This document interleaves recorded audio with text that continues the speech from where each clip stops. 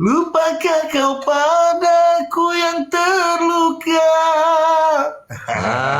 Itu dia.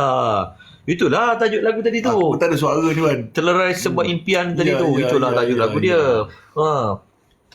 Terpaku aku ketika ini bila wajahmu. Itu lagu tu. Abang ni banyak sangat lagu IWI ni. Kadang-kadang yang mana abang jarang buat show, abang kadang dah lupa tadi. Allahu Akbar. Kadang-kadang lupa kan. Yelah macam itu. Kalau tanya-tanya tu kadang abang tak jawab, tak dapat nak jawab tu, minta maaf lah ya. Betul lah. Kita buka CD. Kita buka. Assalamualaikum bang, sihat ke? Alhamdulillah. Awal sniper 90-an, terima kasih.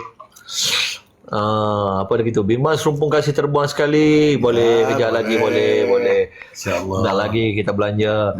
Bang, lagu Sutra Putih satu bang. Sutra Putih yang mana bang? Ku tenggelam di dalam alunan cintamu. Sinarnya terasa tembusi jasad ini. Kau pilihku karena harta, bukan karena harta dan rupa. Karena kasih tak terperi. Tu dia. Lagu apa tadi bang? Tajuk dia? Dalam Sutra Putih Cintamu. Lagu tu lagu ketuhanan, Wan. Ketuhanan. Lagu tu menceritakan seorang hamba yang banyak buat dosa kan. Masya Allah. Berdosa.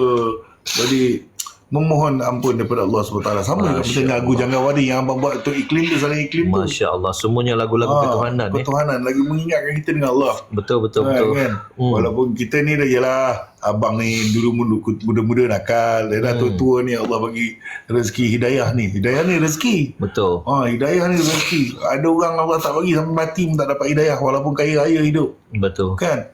Jadi kita ni kena berdoa. Dapat hidayah ketika umur kita dah tua ni pun dah bersyukur.